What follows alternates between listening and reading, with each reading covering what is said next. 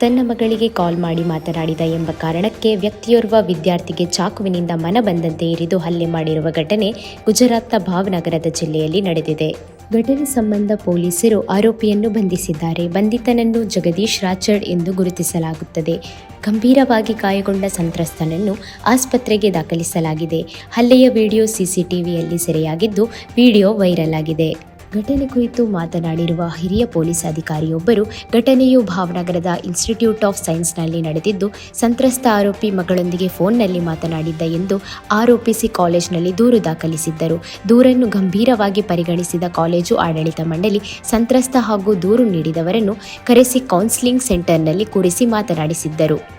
ಆರಂಭದಲ್ಲಿ ಶಾಂತವಾಗಿ ಮಾತನಾಡಿದ ಆರೋಪಿಯು ನೋಡುತ್ತಿದ್ದಂತೆ ತನ್ನ ಬಳಿ ಇದ್ದ ಚಾಕುವನ್ನು ತೆಗೆದು ಹುಡುಗನ ಮೇಲೆ ದಾಳಿ ಮಾಡಿದ್ದಾನೆ.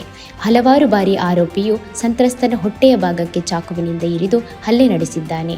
ಎಚ್ಚೆತ್ತ ಶಿಕ್ಷಕರು ಕೂಡಲೇ ಸಂತ್ರಸ್ತನ ನೆರವಿಗೆ ಧಾವಿಸಿ ಆರೋಪಿಯನ್ನು ಹಿಡಿದು ಪೊಲೀಸರಿಗೆ ಒಪ್ಪಿಸಿದ್ದಾರೆ. ಈ ಘಟನೆಯ ಕುರಿತು ತನಿಖೆ ನಡೆಸಲಾಗುತ್ತಿದ್ದು, ಆರೋಪಿಯನ್ನು ವಿಚಾರಣೆಗೆ ಒಳಪಡಿಸಲಾಗಿದೆ ಎಂದು ಹಿರಿಯ ಪೊಲೀಸ್ ಅಧಿಕಾರಿಯೊಬ್ಬರು ಮಾಹಿತಿ ನೀಡಿದ್ದಾರೆ.